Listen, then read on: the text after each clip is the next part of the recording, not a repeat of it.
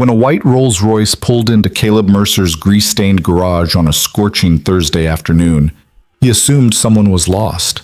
Rich people didn't come to his side of San Diego, not unless their GPS had a cruel sense of humor. But then he saw her, a 19-year-old girl locked inside metal braces, her face tight with the kind of pain that doesn't ask for help anymore because help stopped coming years ago. Her mother, a woman who wore wealth like armor, was desperate. And Caleb, a widowed mechanic with calloused hands and a promise buried deep in his heart, was about to risk everything to give a stranger back her life. If you're watching from anywhere in the world, hit that like button and drop a comment telling me what city you're tuning in from. I want to see how far this story travels. Now, let's begin. The sun beat down on the cracked asphalt of Mercer's Auto Repair like it had a personal vendetta against anything still standing in this forgotten corner of San Diego. Caleb Mercer stood in the open bay door, a blue shop rag in one hand and a wrench in the other, squinting at the heat waves rising off the parking lot.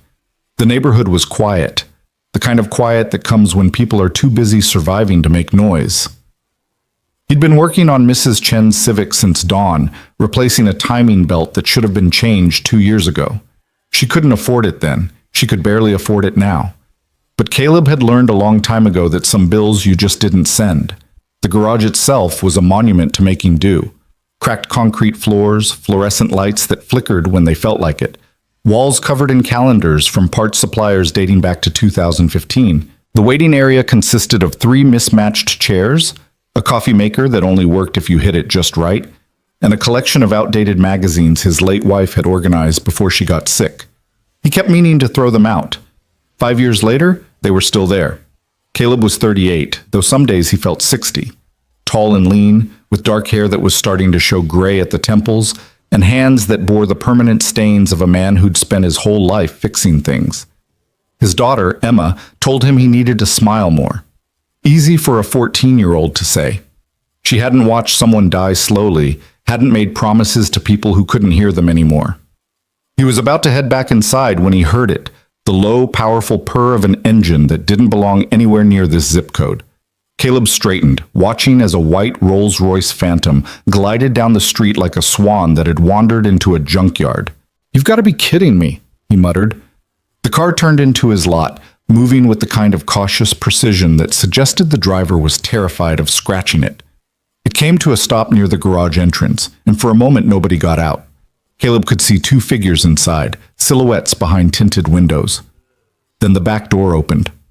The woman who emerged was probably in her mid-40s, though she'd clearly spent a fortune making sure nobody could tell for certain. She wore a cream-colored pantsuit that probably cost more than Caleb's truck, her dark hair pulled back in a style that was somehow both severe and elegant. Everything about her, from her posture to the way she glanced around the garage with barely concealed distaste, screamed money and power.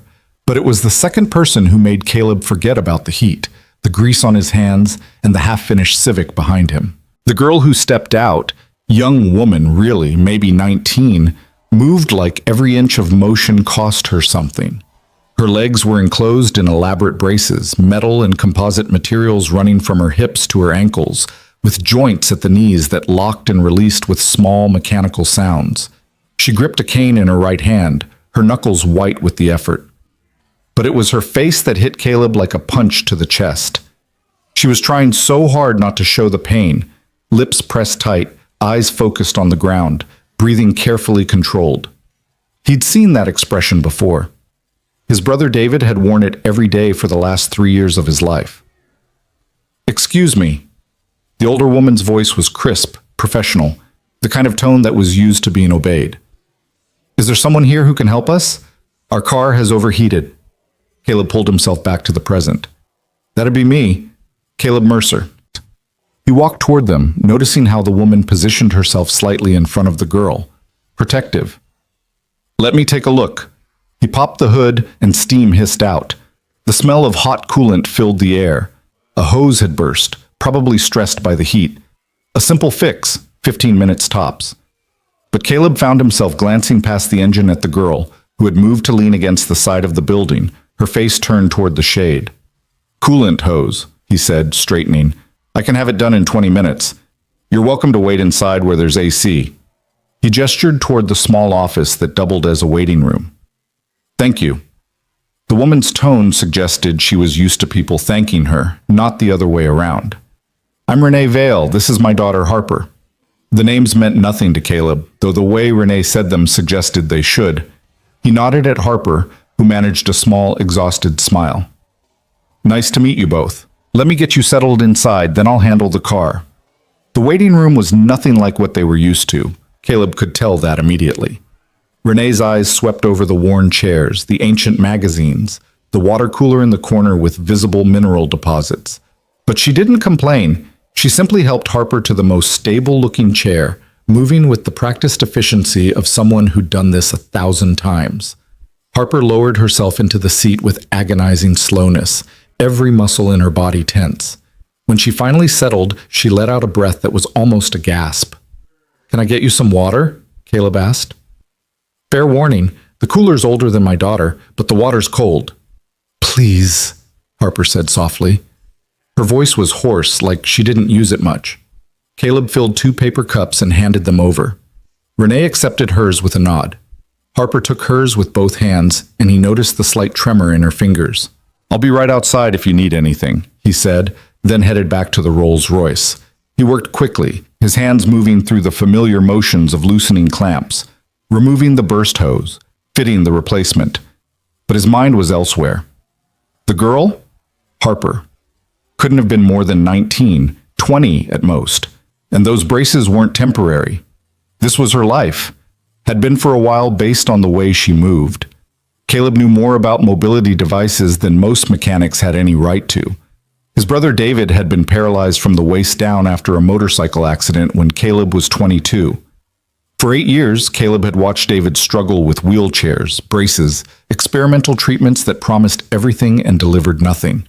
He'd learned to spot the signs of chronic pain, the way people compensated, the toll it took. Harper had all those signs and more. He was tightening the final clamp when he heard it, a sharp intake of breath, almost a whimper, quickly stifled. Caleb looked up. Through the office window, he could see Harper shifting in her chair, her face contorted.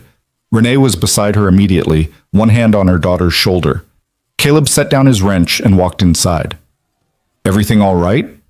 Renee looked up, and for just a second her professional mask slipped. He saw exhaustion there, and fear, and something that might have been hope dying slowly. She's fine, just needs a moment.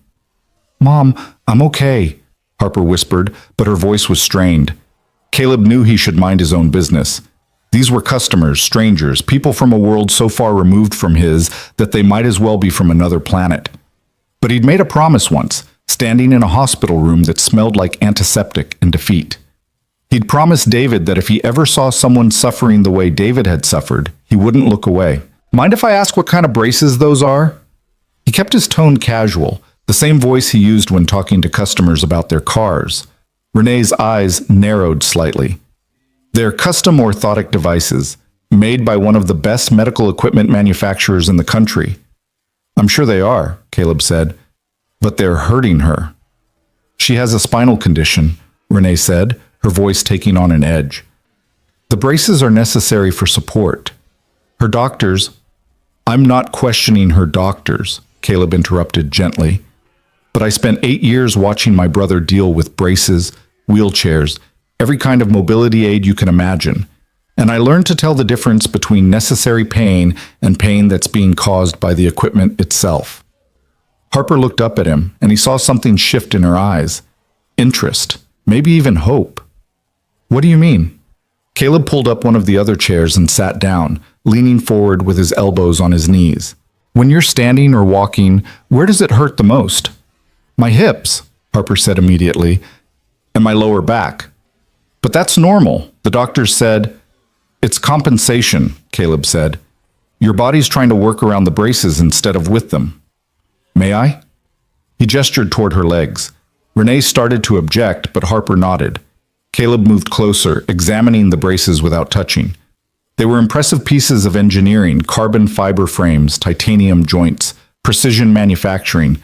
Someone had spent a fortune on these. But the angles were wrong. The knee joints, he said, pointing. They're locked at slightly different angles. See how your left leg sits maybe 2 degrees more extended than your right. That means when you stand, your hips aren't level. Your left hip sits higher, so your spine has to curve to compensate. Every step you take, your lower back is twisting to keep you upright. Harper stared at him. I've seen 17 different specialists. Physical therapists, orthopedic surgeons, neurologists. Nobody ever... Her voice cracked. They all said the pain was part of my condition, that I just needed to manage it. How long have you been wearing these specific braces? Caleb asked. 3 years, Renee said quietly. They cost $800,000. Caleb let out a low whistle. Well, that's unfortunate because they're wrong. The problem isn't your condition, it's that these are fighting your body instead of supporting it. Renee stood up abruptly. Mr. Mercer, I appreciate your concern, but my daughter has received care from some of the most renowned physicians in the world, people with decades of experience and multiple degrees, and I'm a mechanic with dirty hands and a high school diploma, Caleb said, standing to meet her eyes. I get it, but credentials don't mean much if the fundamentals are wrong. And the fundamental problem here is balance. Everything in motion, whether it's a car or a human body, needs to be balanced around its center of gravity. These braces are forcing Harper's center of gravity to shift with every step. That's why she's in pain. This is absurd, Renee said, but there was less conviction in her voice now. Let him look, Mom. Harper's voice was quiet but firm. Please, what's the worst that could happen? I'm already in pain every single day. At least he's offering an explanation that makes sense. Renee closed her eyes for a long moment. When she opened them, Caleb saw something he hadn't expected. Desperation. This woman, who probably commanded boardrooms and made million-dollar decisions before breakfast, was desperate. You have no credentials, she said slowly. No medical license, no engineering degree. If you're wrong, if you hurt her, then you'll sue me for everything I own, which wouldn't take long, Caleb said. I understand the risk you're taking, but I've got to ask, what risk is Harper taking if nothing changes? Harper let out a sound that might have been a laugh or a sob. I'll be exactly where I am now, stuck, hurting, watching my life happen through a window. Renee's hand tightened on her daughter's shoulder. Harper, I want him to try, Harper said. I know you've spent millions. I know you've flown me all over the world to see specialists. I know you've done everything a mother could possibly do. But Mom, I'm 19 years old, and I can't remember what it feels like to stand without pain. If there's even a chance... Her voice broke, and Renee pulled her daughter close, both of them crying now. Caleb looked away, giving them privacy, feeling like an intruder on a moment too raw for strangers to witness. After a long moment, Renee straightened, wiping her eyes with the kind of precise movements that suggested she rarely allowed herself to cry. What would you need to do? First, just examine the braces more carefully, Caleb said. Take some measurements, see exactly what's going on. Then, if I'm right about the problem, I'd need to adjust the joint angles. It's delicate work, but it's not complicated. Not really. When? Harper asked. Caleb checked his watch. It was 2 in the afternoon. Emma wouldn't be home from school until 4. Now works if you've got time. Your car will be ready in 10 minutes anyway. Renee looked around the garage, the cracked floor, the ancient equipment, the general air of barely controlled chaos. This wasn't a state-of-the-art facility. This wasn't even a particularly clean facility. But her daughter was looking at Caleb Mercer like he'd just offered her the sun and the moon. All right, Renee said, but I want to be clear. If at any point I think you're causing harm, we stop immediately. Absolutely, Caleb agreed. I wouldn't have it any other way. He finished the car repair while Renee made phone calls, canceling appointments, rescheduling meetings, using the kind of clipped, efficient language that suggested she was used to her schedule bending to her will rather than the other way around. Harper sat quietly, watching Caleb work with an intensity that made him self-conscious. You can ask, he said finally, closing the hood of the Rolls-Royce. Whatever you're wondering. Your brother, Harper said softly. You said you took care of him for 8 years. What happened? Caleb was quiet for a moment, wiping his hands on his rag even though they were already clean. Pneumonia. His immune system was compromised from all the medications. He fought it for 2 weeks, but he shrugged, trying to make it look casual. That was 5 years ago. I'm sorry, Harper said, and she meant it. He could hear it in her voice. Yeah, me too. Caleb cleared his throat. But David made me promise something before he died. He said if I ever met someone who was dealing with what he dealt with, I shouldn't just walk by. That's the thing about suffering. Once you've seen it up close, you can't unsee it. You can't pretend it's not happening. Harper nodded slowly. Most people pretend pretty well. Most people haven't watched someone they love struggle every day just to exist, Caleb said. Changes your perspective. He set up a work area in the garage bay, clearing off a large table and positioning it near his best light. Renee helped Harper over, the two of them moving in the synchronized way of people who'd been dealing with this for years. Harper sat on the table's edge while Caleb pulled up a stool and a notebook. All right, he said. First things first. I need to understand the mechanics of what we're working with. Talk me through what happened. How did you end up in braces? Harper took a breath, and he could see her mentally stepping back through years of painful memories. I was 8. We were at the beach, just Mom and me this rare day where she wasn't working. There was a sandbar and I swam out to it, but I didn't see the riptide. She paused. I went under. Mom dove in after me, but by the time she got me back to shore, I'd been without oxygen for almost 4 minutes. Brain damage. It affected my motor control, specifically my legs. The doctor said I'd never walk again. But you did, Caleb said, looking at the braces. With help. Intensive therapy, experimental treatments, these braces. I can walk technically, but it's... She closed her eyes. It's like my body is fighting itself every single second. And it hurts. It always hurts. Caleb made notes, sketching rough diagrams of the brace structure.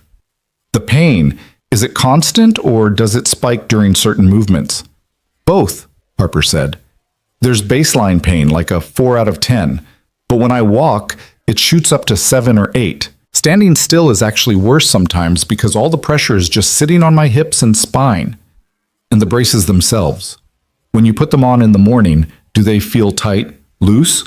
Where's the contact points? Harper pointed to various places on the braces. The hip joints, the knee supports, the ankle cuffs. Caleb examined each one, running his fingers along the edges, checking how they sat against her body. He could see pressure points, places where the metal and composite had rubbed against skin for so long that there were permanent marks.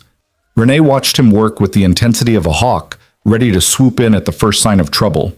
But Caleb moved carefully, explaining everything he was doing, asking permission before each touch. After 45 minutes of examination and note-taking, he sat back. Okay, I think I've got it. And? Renee asked. The braces are engineered beautifully, Caleb said. Whoever designed them knew their materials, knew the mechanics of load distribution, but they built them for a theoretical patient, not for Harper specifically. Look here. He pointed to the hip joints. These are set at angles that would be perfect for someone with completely symmetrical muscle development and bone structure. But Harper's right side is stronger than her left because that's how she's compensated for years. The braces don't account for that. They're forcing both sides to move identically, which means her body has to fight the stronger side to accommodate the weaker one. So what would you do differently? Harper asked, leaning forward despite the pain it caused. Caleb flipped to a new page in his notebook and started sketching. I'd adjust the joint angles to account for your natural compensation patterns. Instead of fighting them, we'd work with them. I'd also redistribute the contact points. Right now, too much pressure is concentrated at your hips and lower spine. We could spread that load more evenly along your legs, and... He hesitated. What? Renee demanded. The weight. These braces are heavy because they're built to be strong. But strength isn't always what you need. Sometimes you need flexibility. I think we could rebuild them with lighter materials in certain places, keep the structural integrity where it matters, but reduce the overall load Harper's carrying by maybe 20%. Harper's eyes were bright with something Caleb recognized as dangerous. Hope. He'd seen it before, in David's eyes every time a new treatment was suggested. Hope was a knife that cut both ways. How long would it take, she asked, to make the adjustments? I'd need to take the braces apart, which means you'd need another way to get around. I have a wheelchair, Harper said quickly. In the car. I hate it, but I have it. Caleb nodded. Good. Then I'd say a week, maybe 2. I'd need to source some materials, do the mechanical work, test everything multiple times. We can pay you, Renee said. Whatever you need, I don't want your money, Caleb interrupted. Not yet. Not until we know if this actually works. If it does, you can pay me fair rate for the labor and materials. If it doesn't, he shrugged, then it's on me. Renee stared at him like he had just spoken a foreign language. I don't understand. Why would you do this? Caleb thought about David, about promises made in hospital rooms, and the weight of watching someone suffer when you couldn't help. He thought about his own daughter, Emma, and how he'd move mountains for her if she needed him to. Because I can, he said simply. And because Harper asked, that's enough. The silence that followed was broken by the sound of the office phone ringing. Caleb excused himself to answer it, Mrs. Chen asking about her Civic. He told her it'd be ready tomorrow, no charge for the extra work. When he came back, Harper and Renee were talking in low voices, their heads close together. They looked up as he approached. We'd like to proceed, Renee said formally, like they were signing a business contract. But I need to know, what if this makes things worse? What if you adjust something and Harper ends up in more pain? It was a fair question, the kind that required an honest answer. That's possible, Caleb admitted. Working with the human body is different from working with cars. There are more variables, more things that can go wrong. I can't guarantee this will work. All I can tell you is that I'll be careful. I'll test everything thoroughly, and if something doesn't feel right, we'll stop and reassess. Harper reached for her mother's hand. It's worth the risk. You don't know that, Renee said, but there was no heat in it, just fear. Yes, I do. Because right now, this is my life. Harper gestured at the braces, at her own body. Pain and limitation and watching everyone else move through the world while I'm stuck. If there's a chance, even a small one, that things could be different, I have to take it. Renee closed her eyes again, and Caleb saw her gathering herself, pulling on that armor of control and certainty. When she opened her eyes, she was all business. What do you need from us? They spent the next hour working out logistics. Harper would need to be without the braces for at least a week, probably 2. Renee would clear her schedule to stay with her daughter in San Diego. They'd get a hotel nearby. Caleb would need detailed specifications from the brace manufacturer, which Renee promised to obtain regardless of what confidentiality agreements she had to breach. By the time they left, the sun was starting to dip toward the horizon, painting the garage in amber light. Caleb helped Harper to the car. She'd switched to her wheelchair, which she maneuvered with practiced efficiency despite obvious distaste. Thank you, she said, looking up at him from the chair, for seeing me, for believing you could help. Haven't helped yet, Caleb said. Let's see if I can actually pull this off before we start celebrating. You will, Harper said with absolute certainty. I don't know why, but I believe you will. After they drove away, Caleb stood in the empty garage, looking at the notes he'd taken, the sketches he'd made. What had he just gotten himself into? He was a mechanic, not a medical professional. If this went wrong, if he hurt that girl? But then he thought about the look in Harper's eyes, that desperate, dying hope. He thought about David, about all the times he'd wish someone would just try something different instead of sticking to protocols and procedures that clearly weren't working. He thought about promises made and kept. All right, David, he said to the empty air. I'm going to need your help on this one. His phone buzzed. Emma, texting that she was home and starting homework. Caleb smiled, locked up the garage, and headed home. Tomorrow, he'd start figuring out how to keep the promise he'd just made. Tonight, he'd have dinner with his daughter and try not to think about all the ways this could go catastrophically wrong. Emma was waiting at the kitchen table when Caleb got home, her algebra textbook open, but clearly forgotten.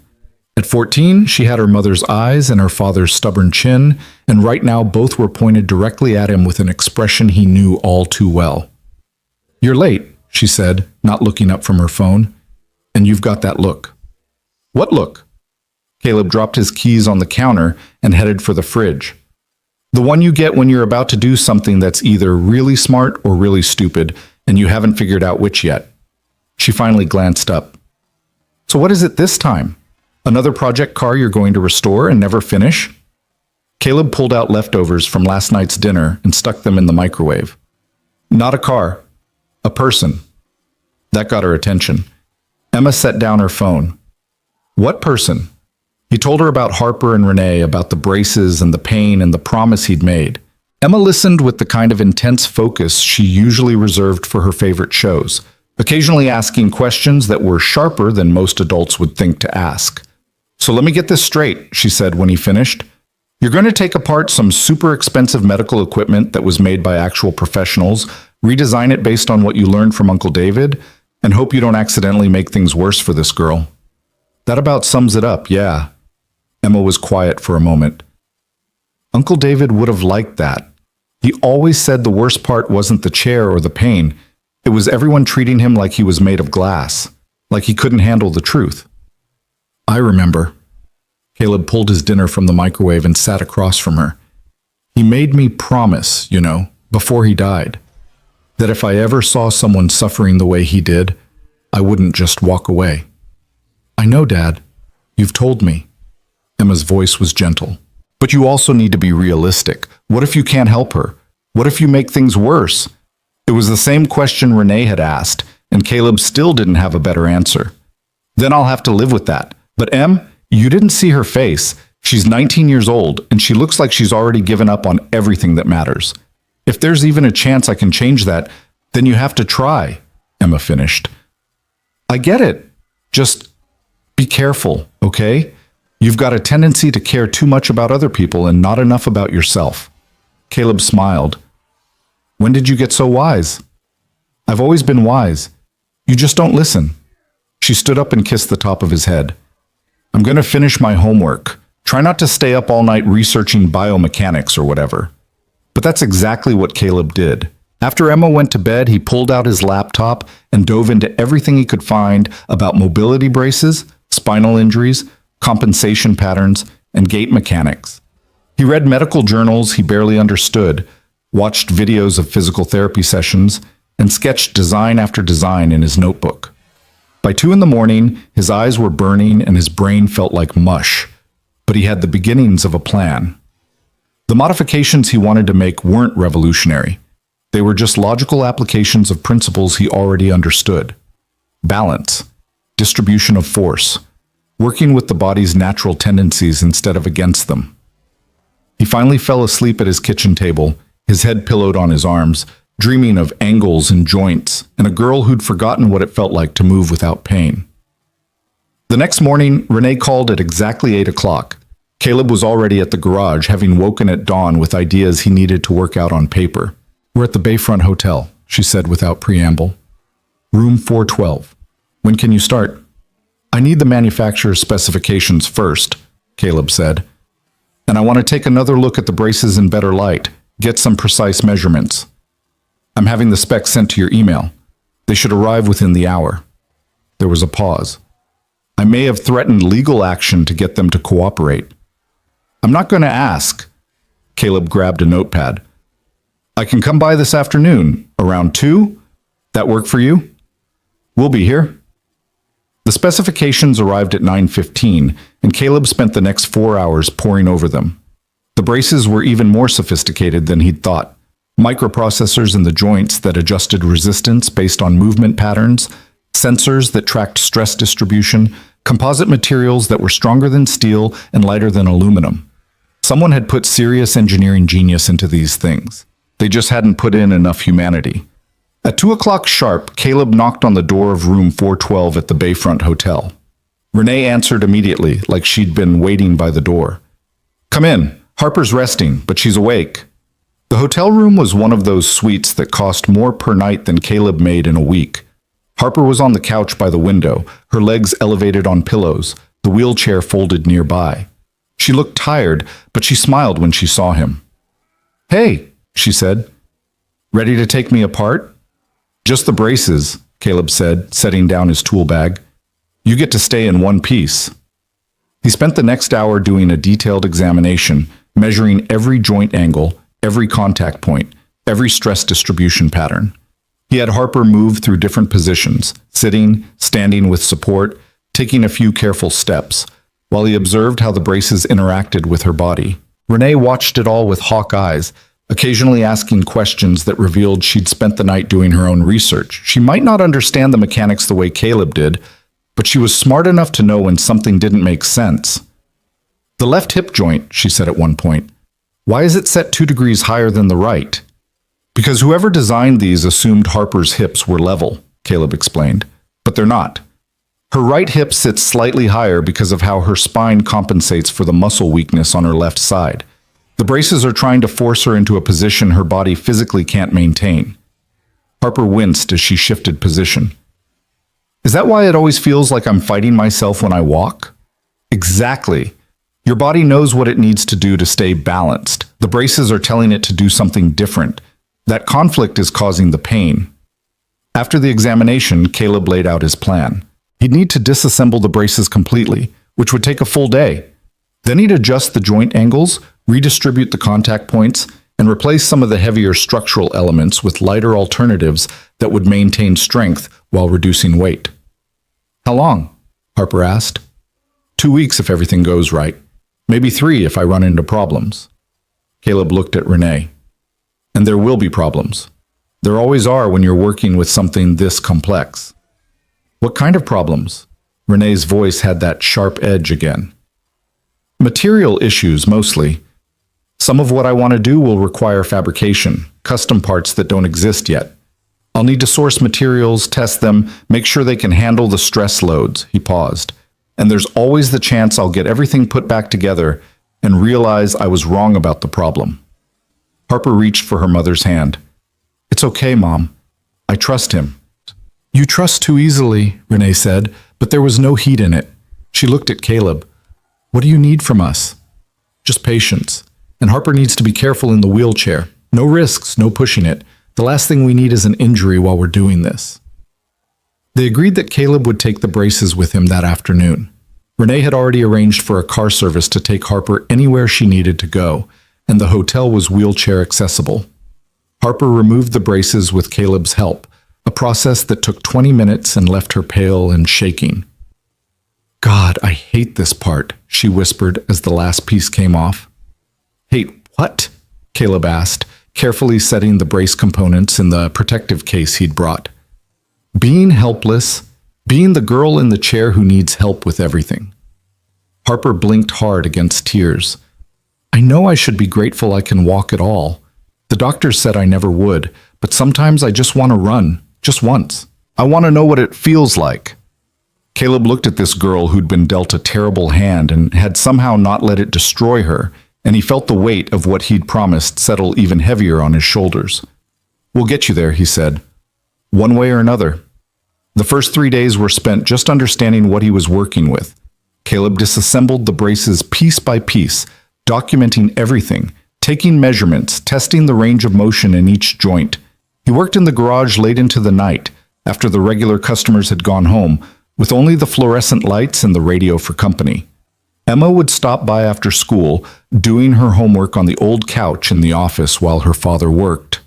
Sometimes she'd ask questions about what he was doing, and Caleb would explain the mechanics of it all, how force transferred through joints, how angles affected stability, how the human body was just another machine that needed proper maintenance. You talk about people like their cars, Emma observed one evening. Cars are simpler, Caleb said, examining a hip joint under his work light. But the principles are the same, as everything needs to be balanced. Everything needs to work together. And when something's wrong, you have to find the root cause, not just treat the symptoms. On the 4th day, Harper and Renee came to the garage. Harper maneuvered her wheelchair through the door with the kind of aggressive competence that suggested she was still angry about needing it.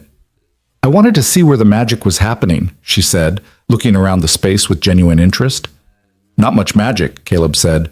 Mostly just trial and error and a lot of swearing. He showed her the braces, now completely disassembled and laid out on his largest work table. Harper stared at all the pieces, the joints, the frames, the sensors, the composite panels, like she was seeing them for the first time. I've worn these for 3 years, she said quietly. I never really thought about how they worked. They were just part of me. That's the problem, Caleb said. They shouldn't feel like a part of you. They should feel like a tool you're using, something that makes your life easier, not harder. He walked her through his planned modifications, using the actual components to illustrate what he wanted to change. Renee asked sharp questions about structural integrity and safety margins. Harper just listened, her eyes tracking every movement, every explanation. Can I try something? She asked suddenly. Depends what it is, Caleb said. Harper wheeled over to the table and picked up one of the knee joints, turning it over in her hands. When I walk, this is the part that locks up sometimes. It's supposed to release smoothly, but it catches. Why? Caleb took the joint from her and examined it. See this sensor here? It's measuring the angle of flexion and telling the microprocessor when to release the lock. But the threshold is set too high. Your natural walking gait doesn't quite reach that angle, so the joint thinks you're not ready to advance to the next step. So it's waiting for me to do something I physically can't do. Exactly. Harper laughed, but it wasn't a happy sound. Story of my life. Everyone waiting for me to do things I can't do, then wondering why I'm not trying hard enough. Renee's hand tightened on her daughter's shoulder. Caleb saw years of frustration and grief in that simple gesture. Well, we're going to change the thresholds, he said. Make the joints respond to what you can actually do, not what some algorithm thinks you should do. They stayed for another hour, Harper asking questions and Caleb answering them with the kind of detailed honesty he'd have used with any colleague. He showed her the new materials he was planning to use: lighter composite panels, redesigned contact points with better padding, adjusted joints that would move in harmony with her body instead of against it.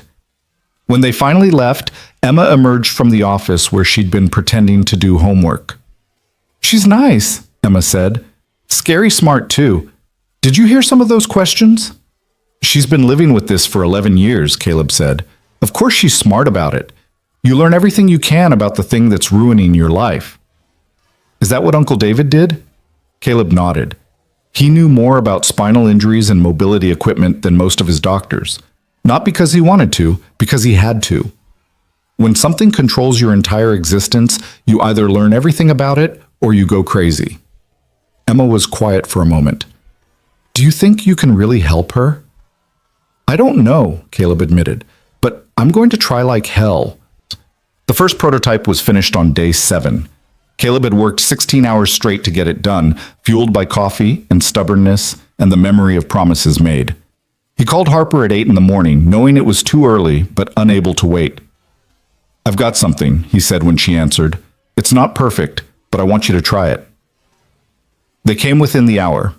Harper transferred from her wheelchair to Caleb's work chair, a tall stool with back support, while he carefully fitted the modified braces onto her legs. He'd lightened them by 18%, redistributed the contact points to spread pressure more evenly, and adjusted every joint angle to work with her natural compensation patterns instead of against them. How does it feel? He asked, securing the last strap. Different, Harper said. She shifted her weight, testing. Lighter. The pressure on my hips is less? That's the idea. Think you can stand? With Caleb on one side and Renee on the other, Harper eased off the stool and onto her feet. For a moment, she just stood there, breathing carefully. Well? Renee asked, her voice tight with controlled anxiety. It's better, Harper said slowly. The hip pain is definitely less, but she took a careful step, and Caleb saw her face change. Oh. What's wrong? Renee was already reaching for her. Nothing's wrong. It's just... Harper took another step, then another. The left knee. It's catching worse than before. Caleb swore under his breath. He'd adjusted the angle, but he'd overcorrected. The joint was now releasing too early, causing Harper's left leg to buckle slightly with each step. Okay, let's get you sitting, he said, guiding her back to the stool. I see what happened. I can fix it. How long? Harper asked, and he could hear the disappointment she was trying to hide. 2 days? Maybe 3? I need to recalibrate the sensor thresholds and adjust the joint resistance. He was already making notes, his mind racing through solutions. The good news is the hip relief is working exactly like I hoped, so we're on the right track. On the right track isn't walking, Harper said quietly. Caleb knelt down so he was at eye level with her. No, it's not. And I'm sorry. This is the part I warned you about, the problems, the setbacks, the trial and error. But we learned something important today. We know the hip modifications work. We just need to fine-tune the knees. Harper nodded, but he could see her pulling back, protecting herself from hope. He recognized that defense mechanism. David had used it constantly toward the end, when every new treatment had failed and the next one was just another way to be disappointed. After they left, Caleb went back to work with renewed intensity. The knee joint issue was mechanical. He'd made the spring resistance too light, causing the lock to release before Harper's leg was ready to support her weight. He needed something stronger, but still responsive enough to match her gait. He spent 2 days fabricating a new joint mechanism, testing it on a rig he built specifically for the purpose. Emma came home from school to find the garage transformed into something resembling a mad scientist's laboratory, with springs and sensors and calibration equipment scattered across every surface. "Dad, you need to sleep," she said, noting the coffee cups and the shadows under his eyes. "I will, soon. I'm close to something."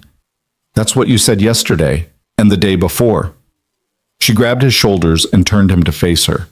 "Harper needs you to succeed, which means she needs you to not collapse from exhaustion. Take a break, eat something, sleep for like 6 hours. The braces will still be here tomorrow." She was right, of course. Caleb forced himself to stop at midnight, went home, and slept for 5 hours before his brain woke him up with a new idea about sensor calibration. The second prototype was ready on day 10. This time, when Harper stood up, both knees locked and released smoothly. She took 1 step, then 2, then 5. The concentration on her face was absolute. "How's the pain?" Caleb asked. "It's there," Harper said, still walking. "But it's different, less sharp, more like pressure. Is that normal?" "Depends. Rate it for me, 1 to 10. Maybe a 5 compared to the usual 7 or 8. She stopped, breathing hard. "But I'm tired, like really tired. My legs feel like rubber." Caleb helped her sit. "That's because you're using different muscle groups. The braces are making your body work differently, so muscles that weren't being stressed before are suddenly getting a workout." "Is that good or bad?" Renee asked. "Good, mostly. It means Harper's body is adapting to the new support structure, but it also means we need to build up her strength gradually. Can't just jump into using these all day."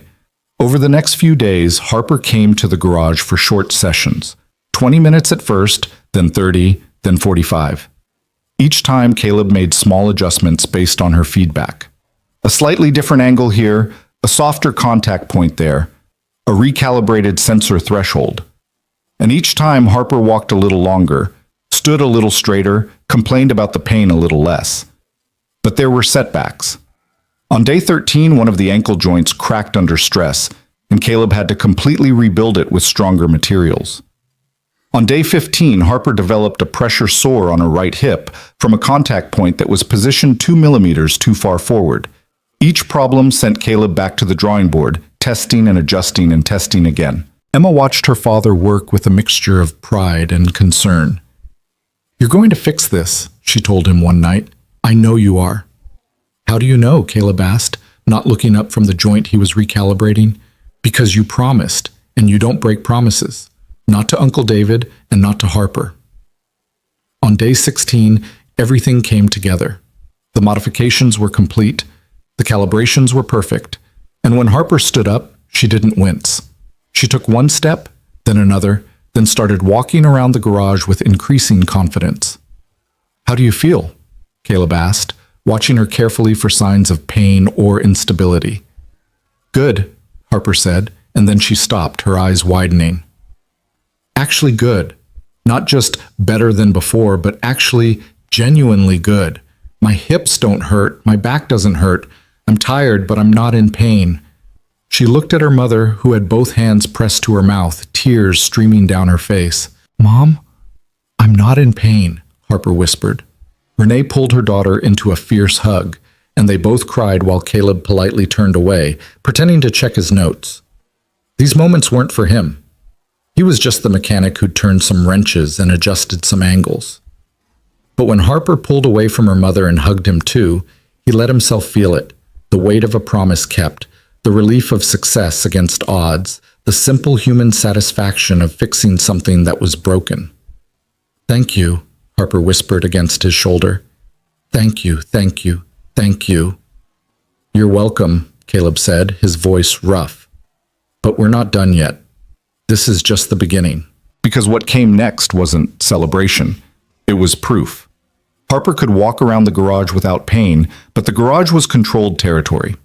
Flat floors, no obstacles, Caleb standing by ready to catch her if something went wrong. The real world was different. The real world had curbs and stairs and uneven pavement, and people who didn't slow down or make room. "I want to try outside," Harper said the next morning, arriving at the garage with a determination Caleb hadn't seen before. Actual sidewalks, actual streets. Renee looked less certain.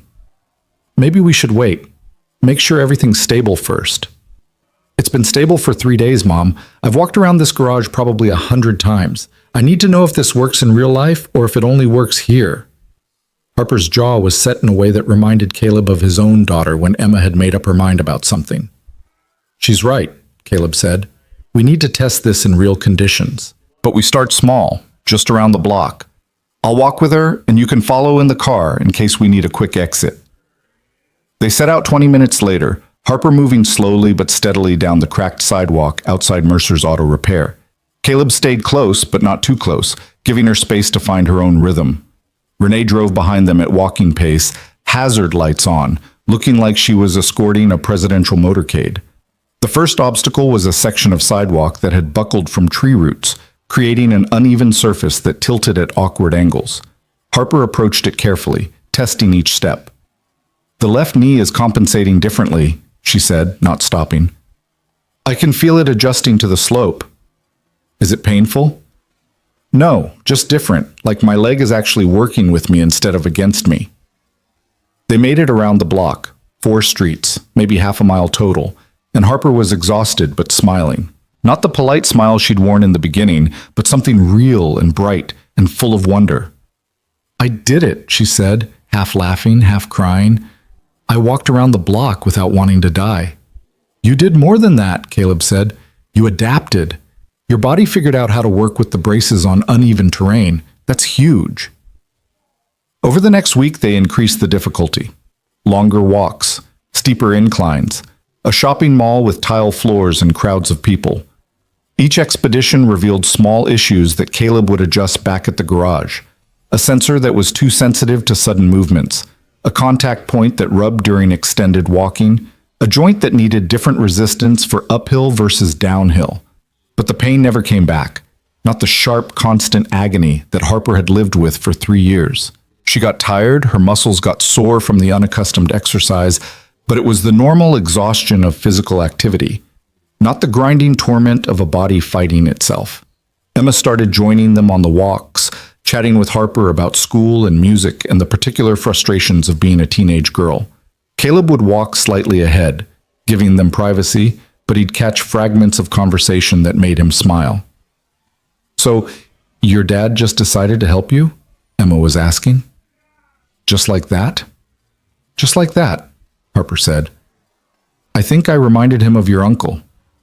"You did. He gets this look sometimes when he talks about Uncle David, like he's still trying to save him." Emma was quiet for a moment.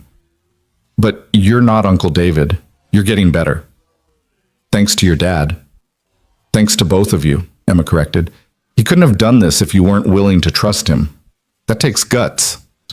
On the 15th day after the modifications were complete, Harper walked into the garage without her cane.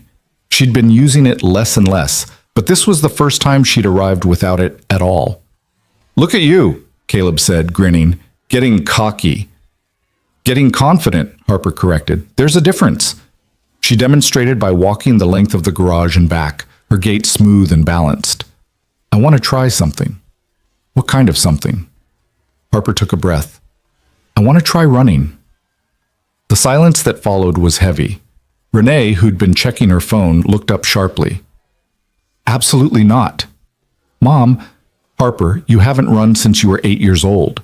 You don't know if your body can handle it, if the braces can handle it."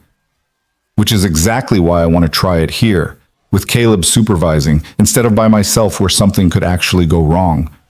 Harper's voice was steady, reasonable. "I've been walking for 2 weeks without pain. My muscles are getting stronger. The braces are stable. I want to know what I'm capable of." Caleb understood the impulse. After years of limitation, the possibility of freedom was intoxicating, but he also understood the risk. Running put exponentially more stress on joints and supports than walking. If something failed at speed, Harper could be seriously hurt. "Let's compromise," he said. "Not running, not yet. But we could try jogging, very light, very slow, just to see how the braces respond to increased impact." Renee looked like she wanted to argue, but Harper was already nodding. "Okay, yes, let's try that." They cleared a path through the garage, moving equipment and cars to create a straight runway about 30 yards long. Caleb set up a camera to record the test. If something went wrong, he wanted footage to analyze. Then he walked Harper through a series of stretches, warming up muscles that hadn't been asked to run in over a decade. "Start slow," he instructed. "Not even a jog yet, just a fast walk. I want to see how the braces handle the increased pace before we add impact." Harper started walking, then gradually increased her speed. The braces moved smoothly, joints adjusting to the faster rhythm. Her breathing got heavier, but her form stayed stable. "How does it feel?" Caleb called. "Good. Really good." Harper's face was flushed with exertion and excitement. "Can I go faster?" "Little bit. Don't push it." Harper increased her pace to something between a walk and a jog, her feet barely leaving the ground.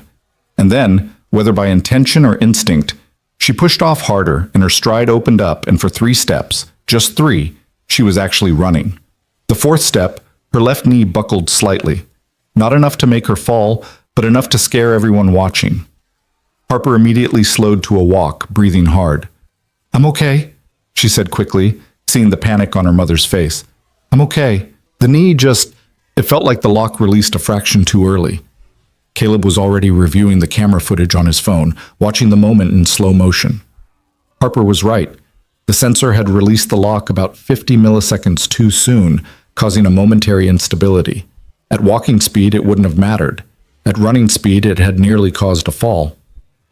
"No more running," Renee said flatly. "This was a mistake." "It wasn't a mistake," Caleb said, still studying the footage. "It was information. Now we know the sensors need recalibration for higher impact activities. I can fix this." "You can't fix everything!" Renee's voice cracked, years of fear and frustration breaking through her controlled exterior. "You're a mechanic, not a miracle worker. My daughter could have been seriously hurt just now." "But she wasn't," Harper said quietly. "And now we know what needs to be adjusted." "Isn't that how this works? Test, learn, improve?" "That's how it works when you're building a car," Renee shot back. "Not when you're experimenting on my daughter's body." The words hung in the air like smoke. Caleb felt them land, felt the accusation behind them. She wasn't wrong. He was experimenting, using trial and error on a human being who trusted him. The fact that it had worked so far didn't mean it would keep working. The fact that Harper wasn't in pain anymore didn't mean she was safe. "Maybe we should stop here," he said quietly.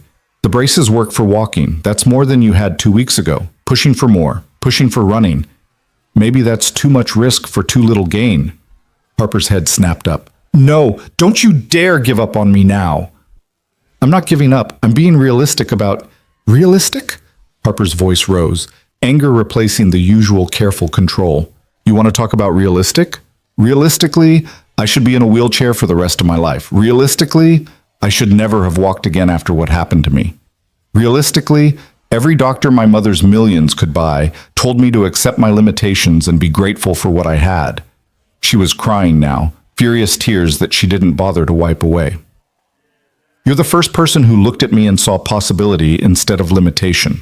You're the first person who thought maybe, just maybe, I deserved more than just good enough. And now you want to stop because one sensor needs recalibration?" "Harper," Renee started, but her daughter wasn't finished. "I've spent 11 years being careful, being realistic, being grateful for scraps. And I'm done. I'm so completely done with settling for less than what I'm capable of." Harper turned to Caleb. "You told me the braces should be a tool, not a prison. Well, right now they're a tool that lets me walk. I want them to be a tool that lets me run. I want them to be a tool that lets me live without constantly wondering what I'm missing." The garage was silent except for the hum of the fluorescent lights and Harper's ragged breathing. Caleb looked at this girl who'd been through more in her 19 years than most people experienced in a lifetime, who'd been knocked down by fate and expensive medical equipment and her own body, and who was still fighting for more. He thought about David, who'd fought until the very end, not for a cure, but simply for dignity, for the chance to live on his own terms instead of the terms his injury dictated. He thought about Emma, who'd learned from watching her uncle die that sometimes the bravest thing you could do was refuse to accept the limits other people set for you. All right, Caleb said, we keep going, but we're smart about it. I recalibrate the sensors, we test everything thoroughly, and we don't try running again until I'm absolutely certain the braces can handle it. Harper nodded, wiping her eyes. Thank you. Renee looked like she wanted to argue, but she just closed her eyes and took a long breath. I can't lose you, she said finally. You're all I have. If something happens because we push too hard, nothing's going to happen, Mom. Caleb won't let it. Harper's certainty was absolute, the kind of faith that was both humbling and terrifying. The sensor recalibration took 3 days. Caleb didn't just adjust the existing thresholds. He completely rewrote the response protocols, creating different modes for different activities.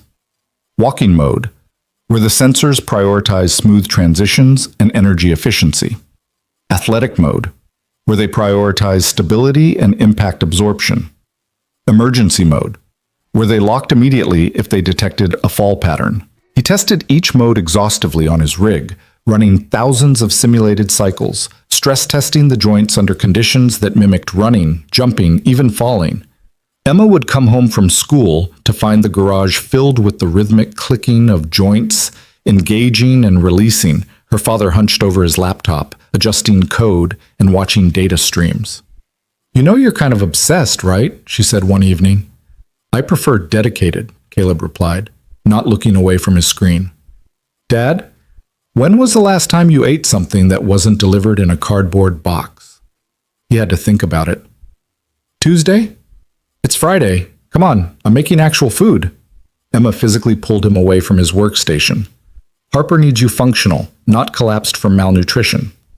Over dinner, pasta that Emma had learned to make from YouTube videos, she asked the question Caleb had been avoiding. What happens after this? After Harper can run? What do you mean? I mean, you've basically invented a better mobility brace. What happens when other people find out? When other families like Harper's want your help? Caleb hadn't thought that far ahead. He'd been so focused on keeping his promise, on helping one person, that he hadn't considered the implications. I don't know. I'm not set up for that. I'm a mechanic, not a medical device manufacturer. Maybe you should be both, Emma said. Uncle David would have loved something like what you made for Harper. How many other people are out there right now dealing with the same pain, the same limitations, because nobody's thought to question whether their equipment is actually helping them? It was a good question, a dangerous question, because once Caleb started thinking about it, he couldn't stop. On day 18, Harper came back to try the recalibrated braces. Caleb had her walk first, testing the normal mode, then gradually transitioned to the athletic setting. The difference was subtle but significant. The joints responded faster, locked more firmly, provided better stability during the impact phase of each step. How does it feel? Caleb asked. Powerful, Harper said, a slow smile spreading across her face. Like the braces are actually supporting me instead of just tolerating me. They spent an hour having her walk at various speeds, testing the transitions between modes, making sure everything felt natural. Then, when Caleb was satisfied, he set up the runway again. Same as before, he instructed. Start slow, work up gradually. But this time, if you feel anything wrong, any instability, any pain, anything, you stop immediately. Promise me. I promise. Harper started walking, then transitioned to a fast walk, then a gentle jog. The braces moved perfectly, absorbing impact, maintaining stability. Her breathing was controlled, her form steady. And then she pushed off harder, and she was running, really running, her feet pounding against the concrete floor of the garage. 10 yards, 20, 30. She reached the end of the runway, turned, and ran back. When she finally stopped, her face was radiant with joy and tears and disbelief. I did it, she gasped. I ran. I actually ran. Renee was crying openly now, all her careful control abandoned. She pulled Harper into a hug, both of them laughing and sobbing. Caleb stood back, checking the camera footage one more time to make sure the braces had performed correctly, that there were no warning signs he'd missed. Everything looked good. Better than good. Perfect. Emma, who'd come to watch, sidled up next to him. "You did it, Dad." "We'll see. This was just one test. We need to make sure it's repeatable, that the braces hold up over time." "Dad, you did it. Let yourself feel good about it for like 5 seconds." So Caleb did. He watched Harper and Renee celebrate, watched this girl who'd been told she'd never walk again now jumping up and down with excitement, and he let himself feel the satisfaction of a job well done. But that satisfaction lasted exactly 2 days. The letter arrived at the garage on a Tuesday morning, delivered by courier. Heavy paper, expensive letterhead, the kind of official document that always meant trouble. Caleb opened it, standing in the parking lot, squinting against the morning sun. It was from Brandt Medical Technologies, the company that had manufactured Harper's original braces. They were aware that he had modified their proprietary medical device without authorization. They were aware that he had no medical credentials or engineering certifications. They were aware that he was operating outside the bounds of FDA regulations regarding medical device modification. They wanted him to cease all activities related to the braces immediately. They wanted the modified devices returned to them for inspection. And they were considering legal action for intellectual property theft, unauthorized medical practice, and reckless endangerment. Caleb read the letter 3 times, his stomach sinking further with each pass. He'd been so focused on helping Harper that he hadn't thought about the legal implications. He'd modified a medical device worth hundreds of thousands of dollars. He'd effectively practiced medicine without a license, and now a major corporation with unlimited legal resources wanted to shut him down. He called Renee. She answered on the first ring. "We got one too," she said before he could speak. "They're threatening to sue me for allowing unauthorized modification of medical equipment. They're threatening to report Harper's case to the medical board as an example of what happens when people circumvent proper channels." "I'm sorry," Caleb said. "I should have thought about this. Should have known there would be consequences." "Don't apologize. You gave my daughter her life back. I'll deal with Brandt Medical." Her voice took on that steel edge Caleb had heard the first day they met. "They're not going to intimidate us into silence." But it wasn't just Brandt Medical. Over the next week, Caleb received letters from medical societies, disability advocacy groups, even the state medical board. Some were concerned about patient safety. Some were worried about precedent. Some were just angry that an outsider had succeeded where certified professionals had failed. The pressure was intense and constant. Caleb's phone rang at all hours. Reporters wanting interviews, lawyers offering representation, disability rights activists who thought he was either a hero or a menace depending on their perspective. He stopped answering calls from numbers he didn't recognize. Emma watched her father stress himself into exhaustion and finally put her foot down. "You need to talk to someone. Someone who knows about this stuff." "Like who? A lawyer?" "Like Harper. She's the one who's actually affected by all this. What does she want to do?" Caleb realized he'd been so busy defending himself that he hadn't asked the one person whose opinion actually mattered. He called Harper that evening. "I was wondering when you'd reach out," she said. "Mom told me about the letters, about Brandt trying to shut you down." "I'm sorry. This is my fault. I should have been more careful, should have gone through proper channels." "Caleb, stop. There are no proper channels for what you did. That's the whole problem." Harper's voice was firm. "The system is designed to protect companies like Brandt, not patients like me. They spent 3 years selling me braces that caused me pain, and nobody questioned it because they had the right certifications and the right credentials. You fixed me in 3 weeks because you actually listened. That doesn't change the fact that I broke rules, important rules probably." "Rules that needed breaking," Harper said. "Look, I've been thinking about this, about what happens next, and I want to fight." "Fight how?" "Go public, tell my story, show the world what you did and why it mattered. Brandt wants to shut us down quietly. Make this go away before anyone asks uncomfortable questions about why their expensive equipment was causing harm. I say we make it loud. We make it so loud they can't ignore it." Caleb's first instinct was to refuse. He didn't want attention. He didn't want to be a crusader or a symbol. He just wanted to help one person keep a promise to his dead brother. But then he thought about Emma's question. How many other people were out there, suffering because nobody questioned the system? If we do this, he said slowly, there's no going back. Brant will come at us with everything they have. Other companies will too. We could lose badly. I've already lost, Harper said. I lost 11 years of my life to pain and limitation.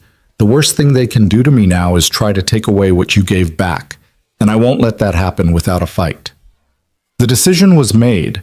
They would go public, tell Harper's story, and let the world decide whether what Caleb had done was reckless endangerment or necessary innovation. But first, they needed proof. Real scientific proof that the modifications worked, and for that they needed someone with credentials that couldn't be dismissed. That's when Renee suggested Dr. Vanessa Hart.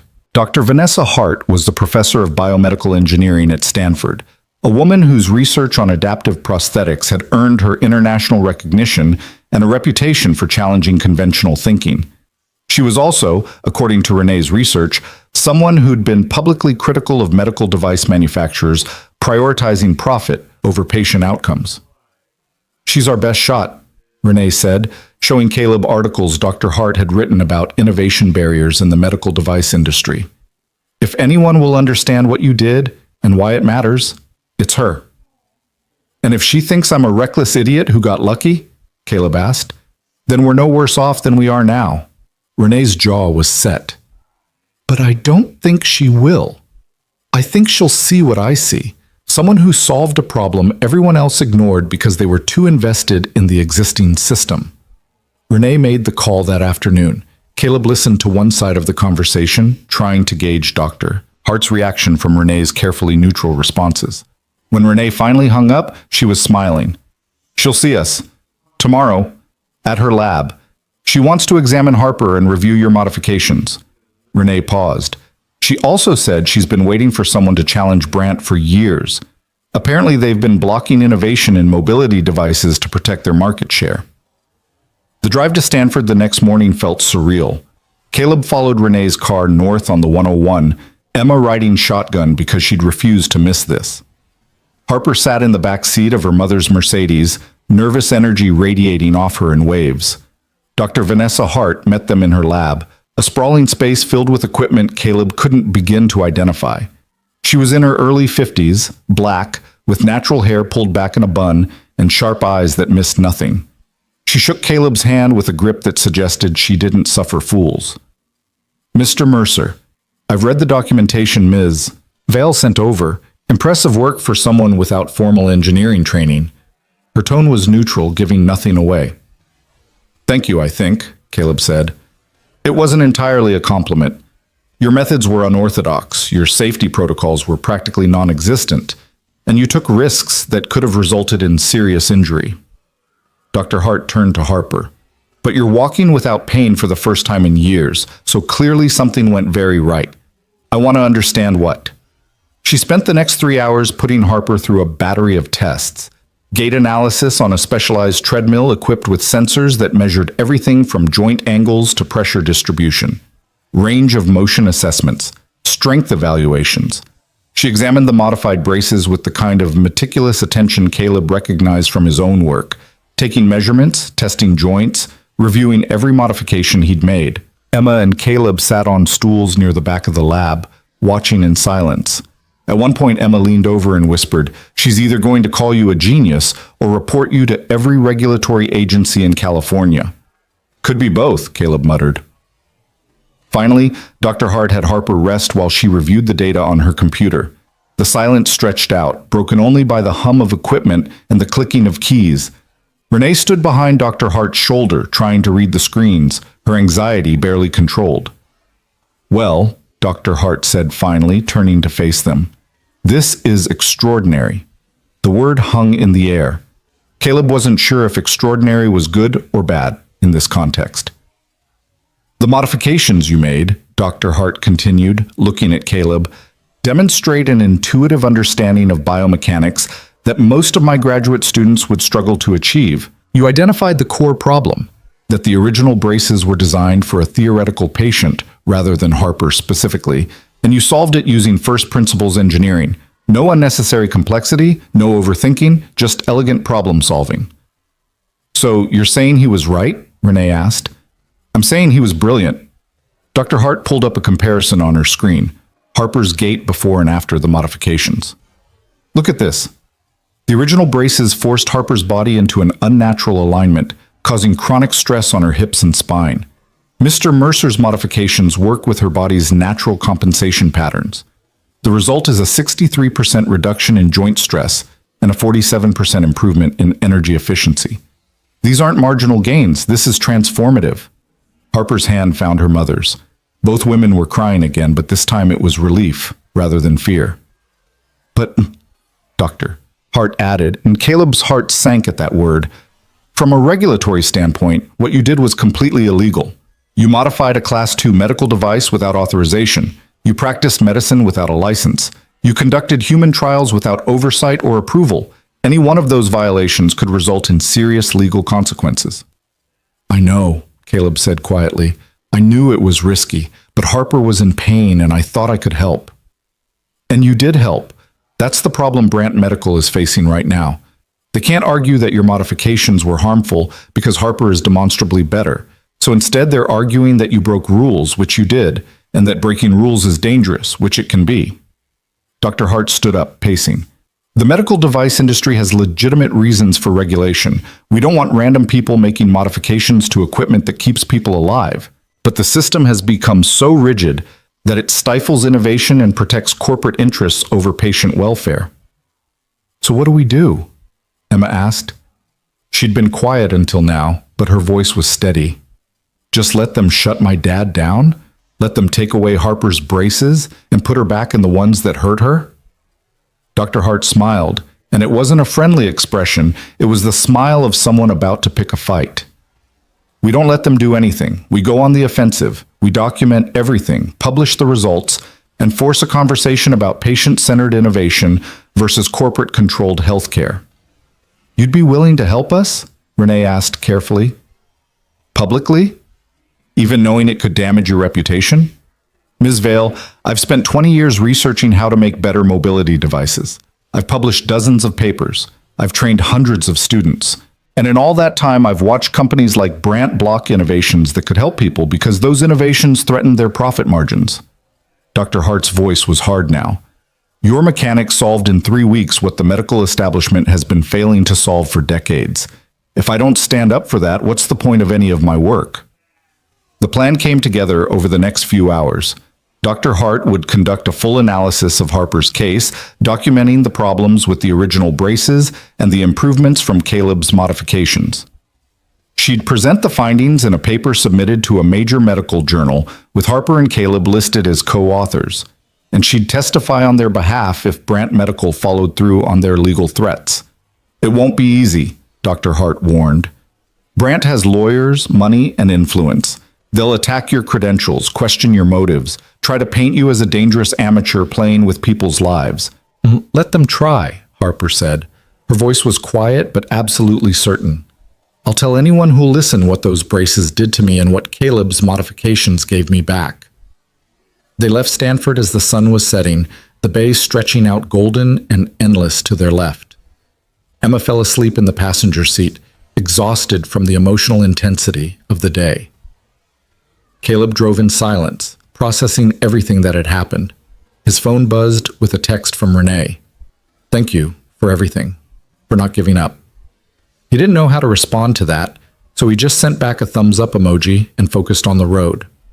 The media attention started 3 days later when Dr. Hart released a preliminary statement to the press about her findings. The story was irresistible. Billionaire's daughter healed by humble mechanic, medical establishment threatened by outsider innovation, David versus Goliath with mobility braces instead of slingshots. Caleb's phone exploded with interview requests. Local news, national news, medical journals, disability advocacy groups, everyone wanted a piece of the story. He turned them all down at first, uncomfortable with the attention, but Renee convinced him that silence would let Brant control the narrative. We need to tell your side, she insisted. Show people who you are and why you did this. So Caleb agreed to one interview with a local San Diego station that had covered community stories in his neighborhood for years. The reporter, Maria Gonzalez, met him at the garage on a Wednesday afternoon, her cameraman setting up shots of the workspace where the miracle had happened. "Tell me why you did this," Maria said once they were rolling. "You're not a doctor. You're not an engineer. Why take the risk?" Caleb thought about all the polished answers he could give, all the ways he could make himself sound noble or heroic. But he'd never been good at pretense. "My brother was paralyzed," he said simply. "I watched him suffer for 8 years with equipment that was supposed to help, but mostly just reminded him of everything he'd lost. When I saw Harper dealing with the same thing, I couldn't walk away. I made a promise to my brother before he died that I'd help if I ever could. This was my chance to keep that promise." The interview aired that evening. By morning, it had been picked up by national outlets.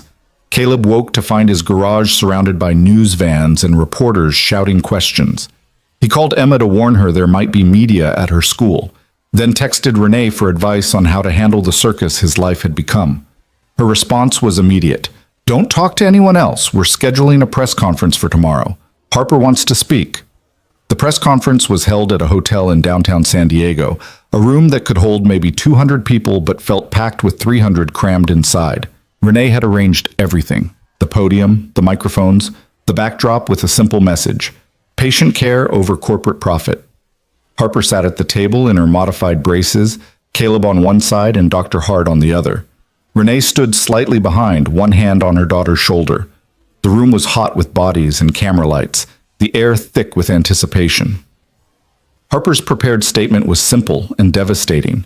She described 11 years of pain, of doctors who told her it was normal, of expensive equipment that made her feel like a prisoner in her own body. She described meeting Caleb, his careful questions, his refusal to accept that suffering was inevitable. And she described the moment she walked without pain for the first time, the moment she ran, the pure joy of discovering her body could work with her instead of against her.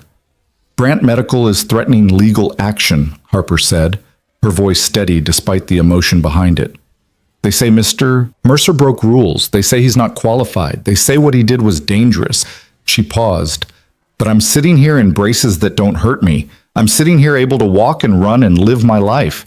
And Brant wants to call that dangerous? They want to take this away from me because Caleb doesn't have the right pieces of paper on his wall?" The room erupted in questions. Harper fielded them with impressive composure, never defensive, always focusing on the facts of her experience. Dr. Hart provided the scientific credibility, explaining the biomechanics, the improvements, the potential for this approach to help others. Caleb said as little as possible, uncomfortable with being called a hero or an innovator. He was just a mechanic who'd kept a promise. But the public reaction was overwhelmingly supportive. Social media lit up with Harper's story. Disability rights advocates praised her courage.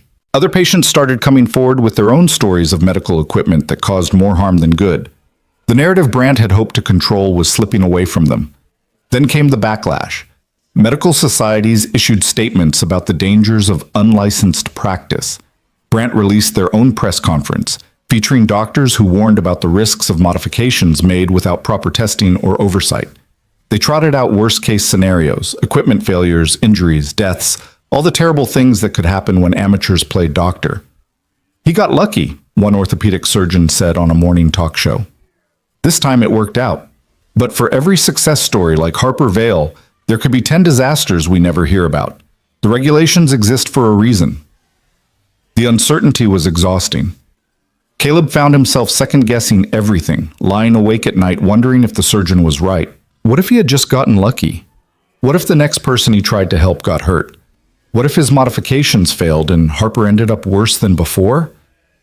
Emma found him in the garage at 2 a.m, staring at Harper's braces like they held answers to questions he hadn't figured out how to ask yet. "Can't sleep?" she said, pulling up a stool beside him. "Wondering if I made a mistake. Not in helping Harper, in going public with it. Maybe I should have just fixed her braces and left it at that. And let Brant keep selling equipment that hurts people? Let other families suffer because nobody wants to challenge the system?" Emma shook her head. "Dad, I know this is scary, but you did something important. You proved that the system isn't always right. that sometimes the people with the credentials are wrong and the people with the heart are right. Your mother would have hated this, Caleb said. She always said I took too many risks, cared too much about other people's problems. Mom also said you had the biggest heart of anyone she'd ever met. Emma's voice was gentle. She knew you couldn't see someone suffering and just walk by. That's why she loved you. Caleb pulled his daughter close, grateful for her wisdom and her faith in him. When did you get so smart? I've always been smart. You've just been too busy saving people to notice.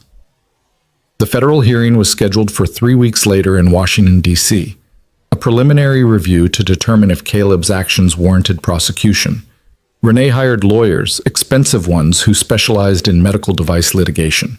They prepped Caleb on what to say, how to present himself, how to appear competent but not arrogant, knowledgeable but not presumptuous. Just be yourself, one lawyer advised. You're a sympathetic figure, the working-class hero who helped someone in need. Don't try to be something you're not. The night before they flew to D.C., Caleb sat in his garage one last time, looking at the space where everything had started. The old chairs, the coffee maker, the scattered tools and equipment. This was who he was, a mechanic in a rundown garage, trying to fix things that were broken. He thought about David, about the promise made in a hospital room 5 years ago. He thought about Harper, about the trust she'd placed in him when she had every reason to be skeptical. He thought about Emma, watching her father take a stand for what he believed in despite the risks. Whatever happened tomorrow, he'd kept his promises. That had to count for something. The hearing room was smaller than Caleb expected, formal and cold with wood paneling and the seal of some federal agency he didn't recognize on the wall. A panel of 5 people sat at a raised table. Doctors, lawyers, bureaucrats, all of them looking at Caleb like he was a particularly interesting specimen under a microscope. The Brandt medical lawyers went first, laying out their case with precision and barely concealed contempt. Caleb had violated federal regulations. He had no credentials. He had conducted medical procedures without oversight. He represented a dangerous precedent that could undermine public safety and trust in the medical device industry. If we allow mechanics to modify medical equipment based on intuition, the lead lawyer argued, we open the door to chaos. Today it's Mr. Mercer making braces. Tomorrow it's someone performing surgery in their garage. Where does it end? Then it was Dr. Hart's turn. She presented her analysis with the kind of clinical precision that came from decades of academic rigor. She showed the data, explained the improvements, demonstrated exactly why Caleb's modifications worked, and why the original braces had failed. The question before you, she said to the panel, is not whether Mr. Mercer broke rules. He did. The question is whether those rules are serving patients or protecting corporate interests. Because the evidence suggests that Brandt Medical knew their braces were causing problems and did nothing because fixing the problems would have cost them money and market share. That got a reaction. The Brandt lawyers objected, demanding proof. Dr. Hart calmly presented internal emails she'd obtained through her research connections, communications between Brandt engineers discussing the exact issues Caleb had identified and deciding that redesigning the braces wasn't cost-effective. The room went very quiet. Finally, it was Harper's turn to speak. She wheeled to the microphone. She'd chosen to use her chair for the hearing, wanting the panel to see what her life had been like before, and told her story one more time. But this time, she added something new. I want to show you something, she said. And then, with Renee's help, she stood up, removed the wheelchair, and walked across the hearing room. Not carefully, not tentatively, but with confidence and strength. She walked to the panel's table, turned, and walked back. This is what Caleb Mercer gave me, she said, her voice breaking. This is what your regulations almost prevented. I'm not asking you to throw out all the rules. I'm asking you to remember that the rules exist to help people, not to protect companies. And when the rules stop helping and start hurting, maybe it's time to change the rules. The panel deliberated for 2 hours. Caleb sat in the hallway with Renee, Emma, Harper, and Dr. Hart. Nobody speaking, everyone lost in their own thoughts about what would happen if the decision went against them. When they were called back in, the chairwoman of the panel spoke. We've reached a determination. Mr. Mercer, you violated several federal regulations regarding medical device modification. Under normal circumstances, this would result in fines and possibly criminal charges. Caleb's heart sank. This was it. The end. However, the chairwoman continued, we also find that your modifications demonstrably improved patient outcomes and that the original medical device was causing harm that the manufacturer failed to address, despite being aware of the problem. Furthermore, Dr. Hart's testimony suggests that current regulations may be inhibiting patient-centered innovation. She looked directly at Caleb. We're issuing a special provisional license that will allow you to continue working on mobility devices under Dr. Hart's supervision. You'll need to complete certification courses in biomedical engineering and safety protocols. You'll be subject to regular inspections and audits, and any future modifications must be documented and reviewed by a qualified medical professional before implementation. But we're not going to punish you for helping someone when the system failed them. The room erupted. Renee grabbed Caleb's hand. Harper was crying. Emma was grinning like she'd just won the lottery. Even the lawyers looked surprised. It wasn't everything. It wasn't complete vindication. But it was enough. It was a door opening, a possibility, a chance to keep helping people without destroying his life in the process. Outside the hearing room, reporters swarmed them with questions. This time, Caleb didn't hide. He stood beside Harper and answered honestly, talking about his brother, about promises kept, about the importance of listening to patients instead of just following protocols. That night, back in their hotel, Renee ordered room service for everyone, a celebration that felt both earned and fragile. They ate and talked and laughed, the tension of the past weeks finally releasing. What happens now? Harper asked. You're officially going to do this? Help other people? Caleb looked at Dr. Hart, who nodded encouragingly. I guess so. If people want my help and Dr. Hart thinks I won't kill anyone, we'll see what we can do. We'll do more than see, Dr. Hart said. We're going to change how this industry thinks about patient care, starting with you getting those certifications so this provisional license becomes permanent. Emma raised her soda can in a toast. To Caleb Mercer, the world's most overqualified mechanic. They all drank to that, even as Caleb wondered what he'd gotten himself into and whether he was ready for what came next. But ready or not, what came next arrived fast and relentless. The hearing had made national news, and within days, Caleb's phone was flooded with messages from families desperate for help. Parents whose children struggled with braces that didn't fit right. Veterans whose prosthetics caused chronic pain. People who'd been told to accept their limitations because that's just how the equipment worked. Caleb read every message, his heart breaking a little more with each one. A mother in Ohio whose 7-year-old daughter cried every morning when putting on her leg braces. A former Marine in Texas who'd given up on his prosthetic arm because it caused more problems than it solved.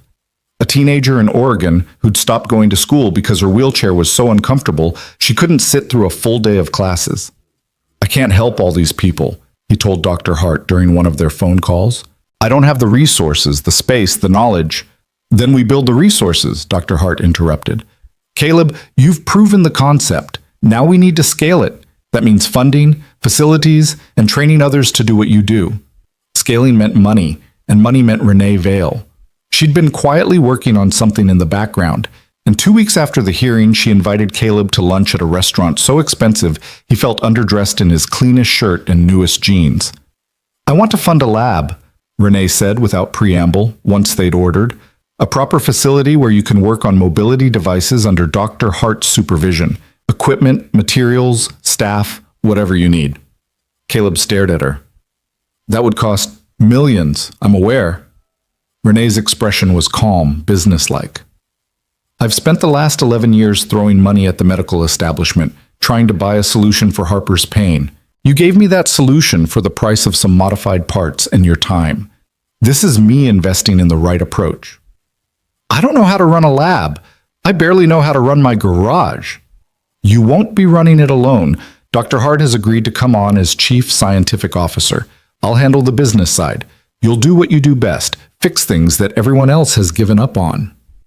Renee leaned forward. Caleb, there are thousands of people like Harper out there. Maybe tens of thousands. People suffering because the equipment that's supposed to help them was designed by engineers who never asked what the patients actually needed. You can't help all of them personally, but you can build something that will. The enormity of it was terrifying. Caleb had never wanted to be more than a mechanic with a garage and enough work to pay his bills. Now Renee was offering him a chance to build something that could change lives on a scale he couldn't quite comprehend. "I need to think about it," he said. "Of course, but don't think too long. Every day we wait is another day someone's in pain that could be prevented." Caleb drove home in a daze, Renee's offer running circles in his head. He found Emma doing homework at the kitchen table, her headphones on, completely absorbed in whatever she was studying. She looked up when he dropped his keys on the counter. "How was lunch with the billionaire?" she asked, pulling off her headphones. "Complicated." Caleb grabbed a beer from the fridge and sat across from her. "She wants to fund a whole lab, hire staff, turn this into a real operation." Emma's eyes widened. "That's amazing. Why do you look like someone died?" "Because I don't know if I can do this. Running a lab, managing people, being responsible for patients, that's not me, Em. I fix cars. I work alone. I like my quiet life." "Did you like it?" Emma asked softly. "Before Harper? Before all this? Because from where I was sitting, you looked like you were just going through the motions. Working, coming home, existing.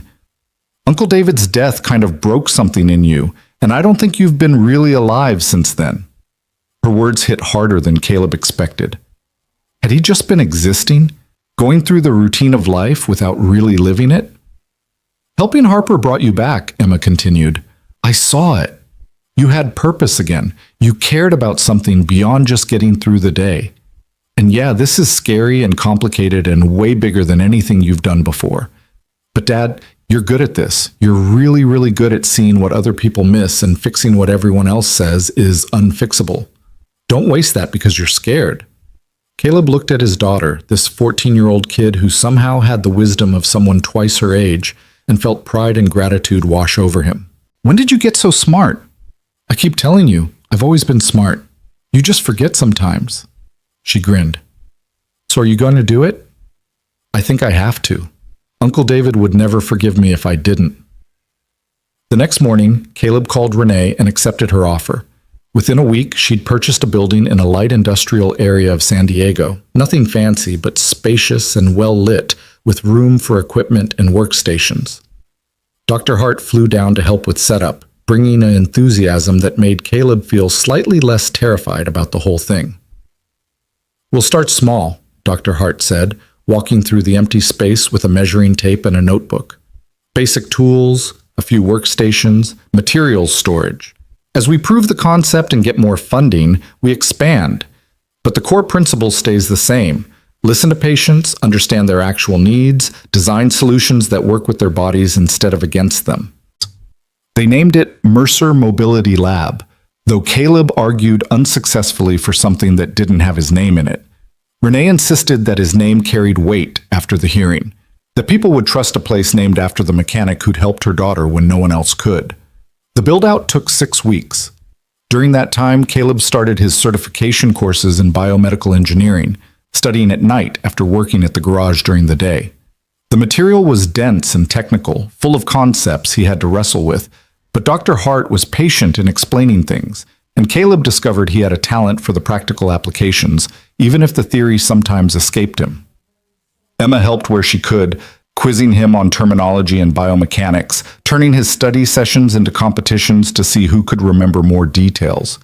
It was good, having her involved, watching her take pride in what her father was building. Harper became a fixture at the lab during setup, offering input on design from a patient's perspective. She tested every piece of equipment, every workstation height, every element of the space to make sure it would be accessible and welcoming to people with mobility challenges. "Most medical facilities are designed for able-bodied people," she explained to Caleb one afternoon. "Tall counters, narrow doorways, furniture that's hard to get in and out of. If we're going to help people, we need to make sure they feel comfortable here." Her insights were invaluable, catching things Caleb and Dr. Hart would never have considered. The result was a space that felt less like a medical facility and more like a workshop, functional and welcoming, with natural light and comfortable seating and an overall atmosphere that said, "You're safe here." The first official patient arrived 3 days after the lab opened. Marcus Chen was a 12-year-old boy with cerebral palsy, his leg braces causing pain similar to what Harper had experienced. His mother had driven 6 hours from Los Angeles after seeing Harper's story on the news. The doctors say the pain is normal, Mrs. Chen explained, her hand on her son's shoulder. They say he needs to strengthen his muscles, that he's not trying hard enough.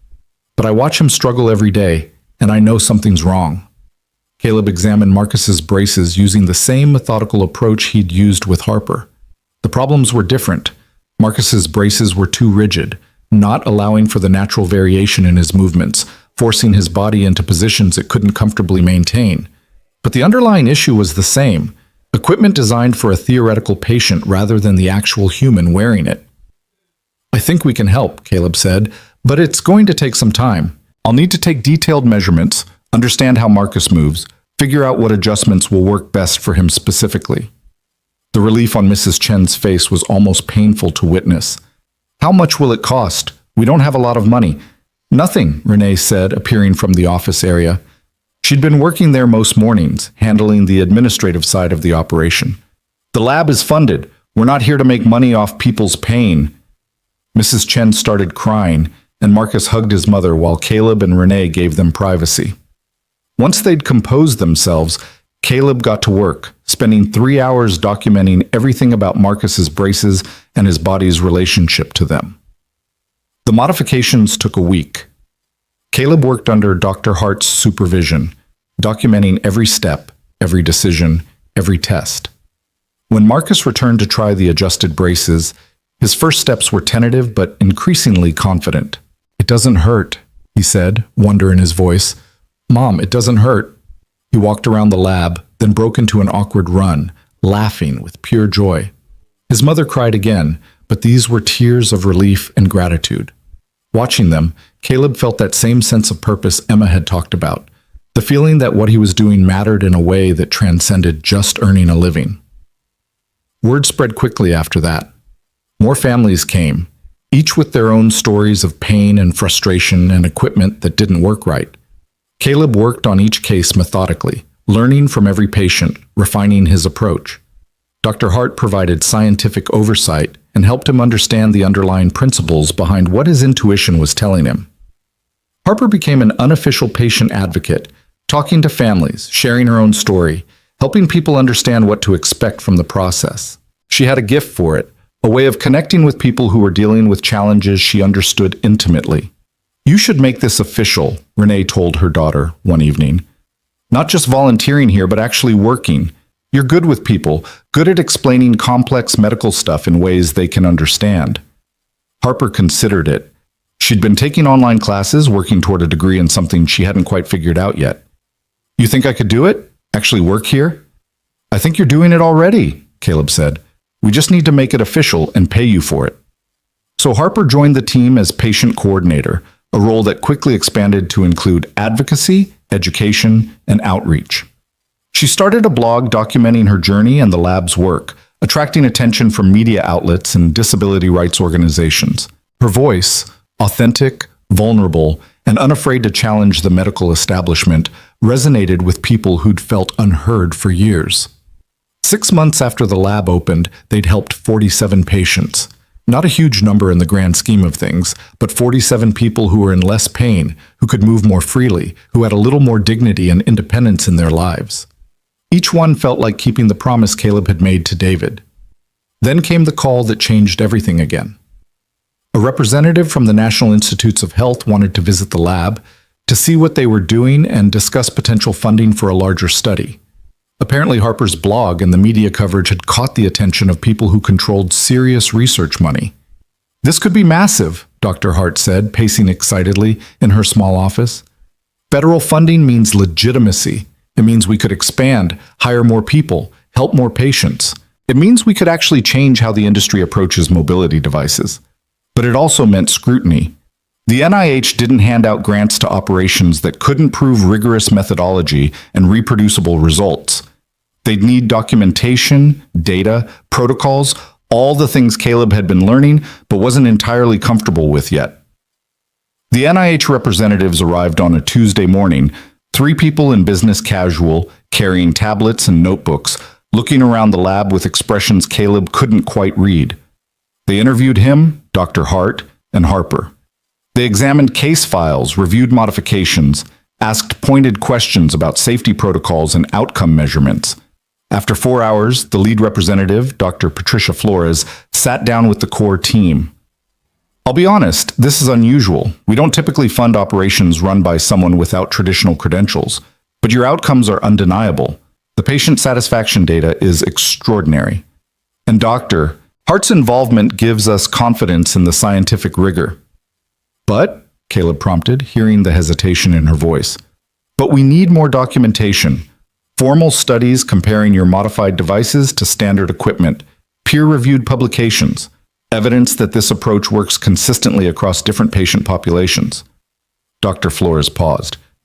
If you can provide that, we're prepared to fund a 5-year study that could transform how mobility devices are designed and prescribed. The amount she mentioned made Caleb's head spin. It was enough to expand the lab significantly, hire additional staff, help hundreds or even thousands of people, but it also meant committing to the academic side of things, the research, the publications, the bureaucracy that Caleb had spent his whole life avoiding. Can we have some time to discuss it? Dr. Hart asked. Of course, take a week, talk it over. But understand, this opportunity won't come around again. The NIH is interested now because you're novel and getting attention. That window will close eventually. After they left, Caleb sat in his office, a small room that still felt too official for someone who'd spent his career in a garage, and tried to process what had just happened. Emma stopped by after school, finding him staring at spreadsheets he didn't entirely understand. Heavy thoughts? She asked, dropping her backpack. Life-changing thoughts. The NIH wants to fund us, like serious money, enough to really build something significant. That's amazing. Why do you look so worried? Because it means going all in on this. No more garage work. No more just being a mechanic who helps people on the side. This would be my whole life. Caleb rubbed his face. What if I'm not smart enough? What if I can't handle the academic stuff, the research protocols, all the things that come with federal funding? Emma sat on the edge of his desk. Dad, you've been not smart enough your whole life according to the system. No college degree, no formal training, just a guy who fixes things. And somehow you figured out what teams of doctors and engineers couldn't. Maybe intelligence isn't about degrees and credentials.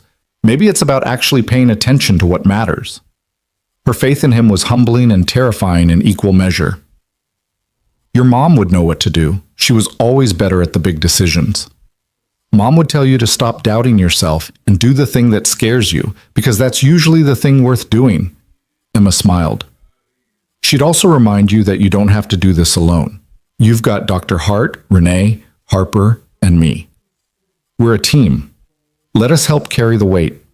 The decision was made that evening. They would accept the NIH funding, commit to the formal studies, and build something that could actually change the industry. It was terrifying and exciting and felt like standing at the edge of something enormous. The next year was a blur of growth and challenge. The lab expanded into adjacent space, adding workstations and equipment. They hired 3 additional technicians, all of them trained by Dr. Hart and Caleb in the patient-centered approach that had become their signature.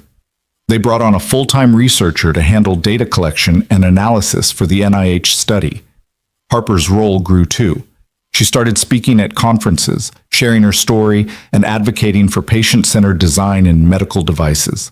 Her blog attracted tens of thousands of followers, people who found hope in her journey and the lab's mission.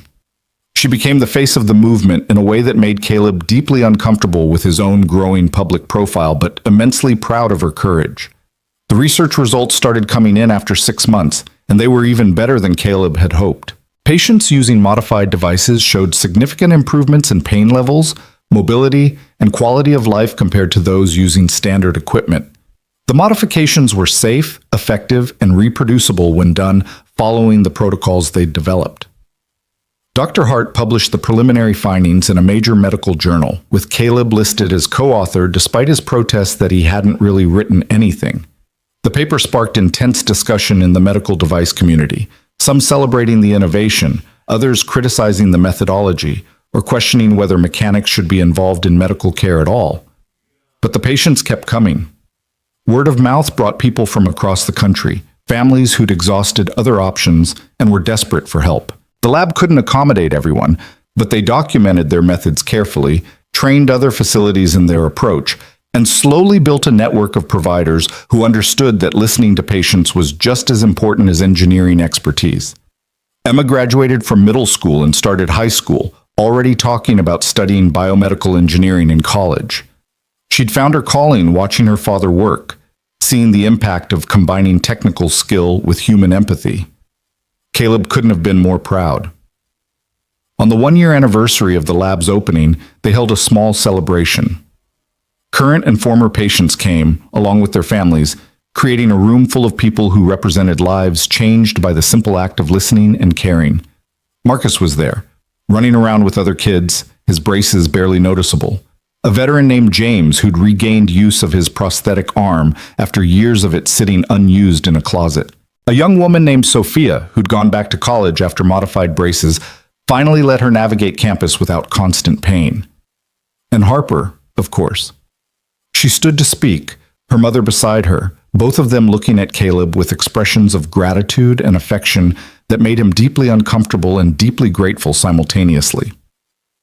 A year ago, I walked into a garage in pain, Harper began. I'd been in pain for so long I'd almost forgotten what it felt like to not hurt. Caleb looked at me, really looked at me, and saw something everyone else had missed. He saw that my pain wasn't inevitable. It was fixable. She paused, collecting herself. But what we've built here is about more than fixing braces or prosthetics. It's about fixing a system that forgot to put patients first. It's about proving that expertise isn't just about credentials.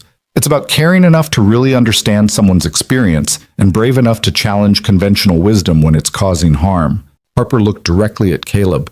You gave me my life back, but more than that, you gave me purpose. Working here, helping other people find the same relief and freedom I found, that's become my life's work. Thank you for seeing me when I felt invisible. Thank you for not giving up when things got hard. Thank you for keeping your promise to your brother by helping me and everyone else who's walked through these doors. The room applauded, and Caleb had to blink hard against tears. He wasn't good at this.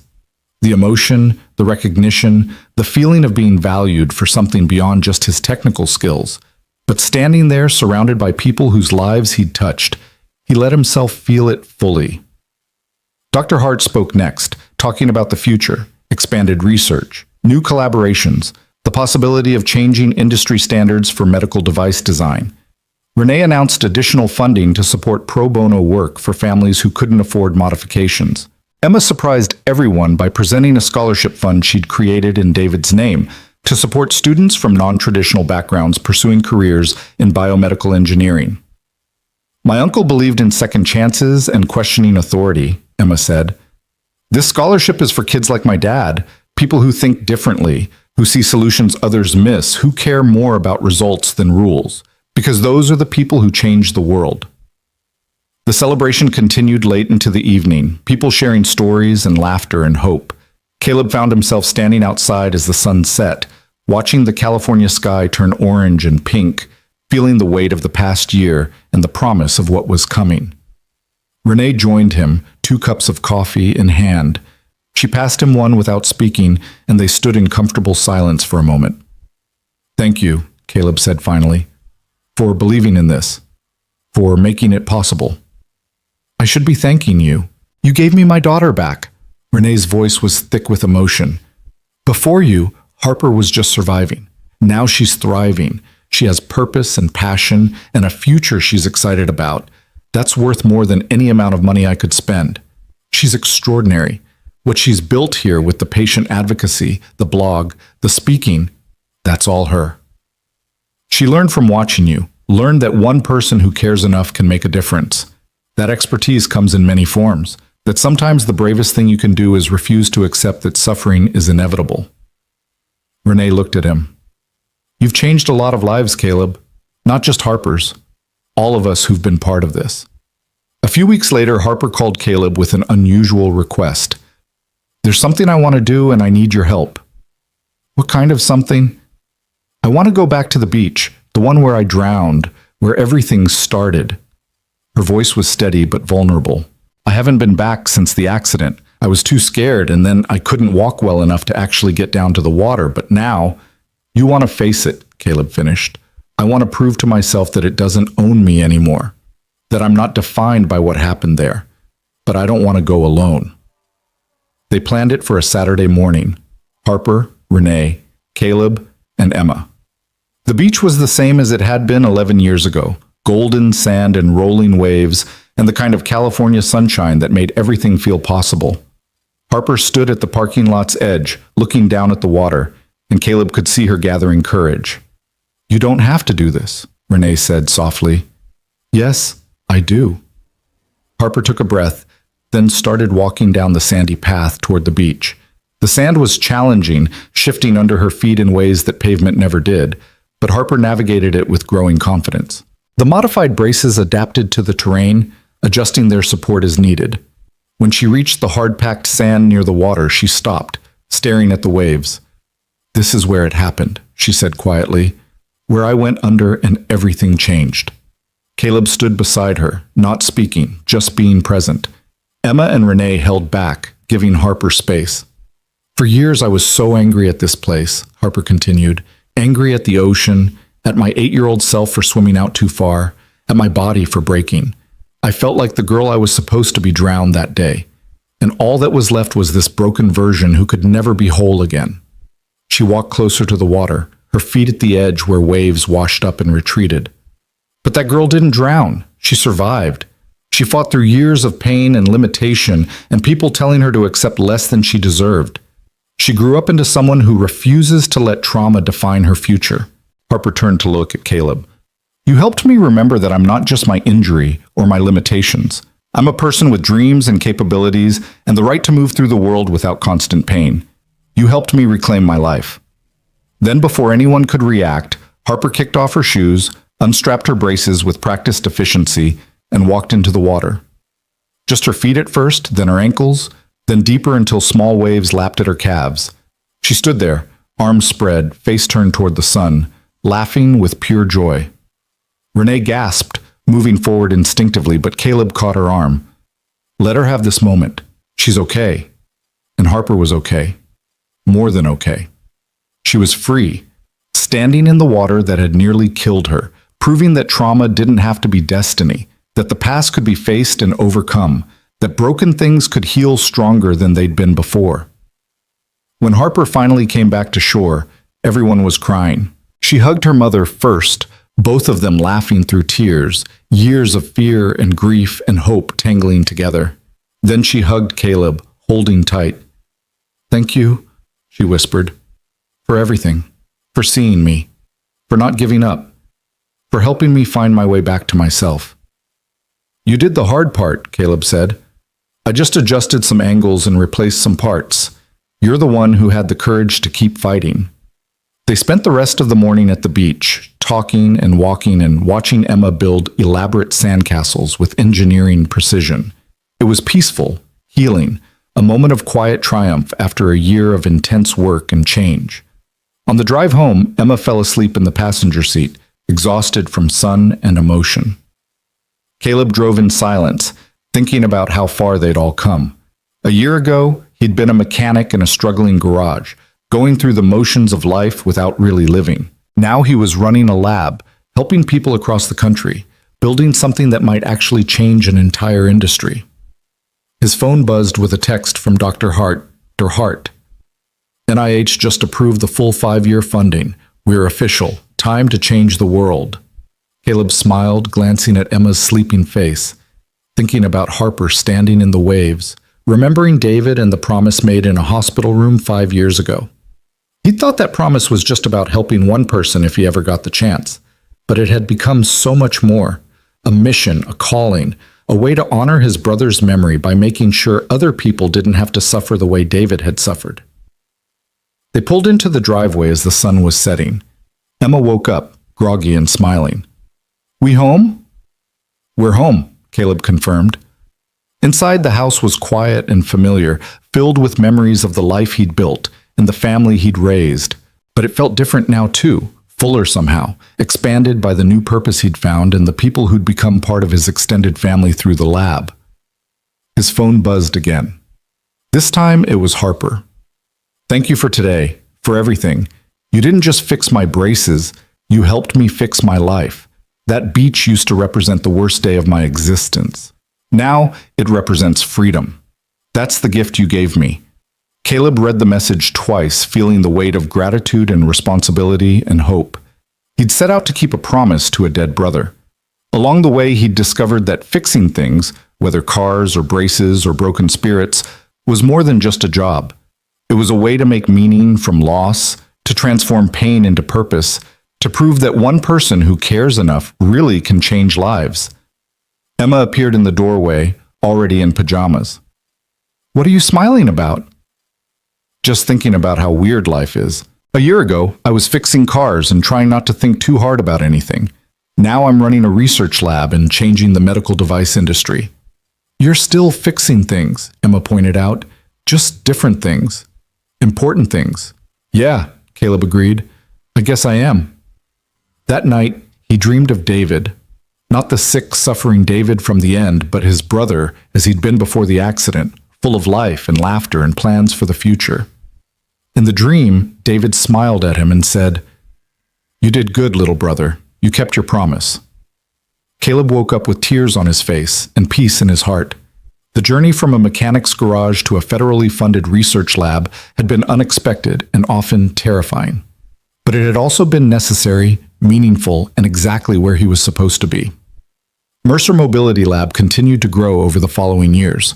They helped thousands of patients, published groundbreaking research, and slowly but surely changed how the medical device industry thought about patient-centered design. Harper became a nationally recognized advocate for disability rights, speaking at conferences and advising companies on how to actually listen to the people using their products. Emma went to college for biomedical engineering, already planning to come back and work at the lab after graduation, carrying forward the mission her father had started and her uncle had inspired. Renee split her time between her biotech company and the lab, using her business expertise to scale their impact while never forgetting that it had all started with a broken-down Rolls-Royce and a mother's desperate hope. And Caleb kept doing what he'd always done, listening to people who were suffering, seeing problems everyone else had missed, and fixing things one careful adjustment at a time. He never got entirely comfortable with the recognition or the accolades. He was still, at heart, just a mechanic who'd made a promise and refused to break it. But he'd learned that sometimes being just something was enough. That expertise came in many forms. That caring deeply and paying attention closely could be just as valuable as any credential or degree. That one person, working with stubborn love and careful hands, really could build miracles. Not by magic or genius, but by the simple revolutionary act of listening to what people needed and refusing to accept that their suffering was inevitable. One stubborn, loving step at a time.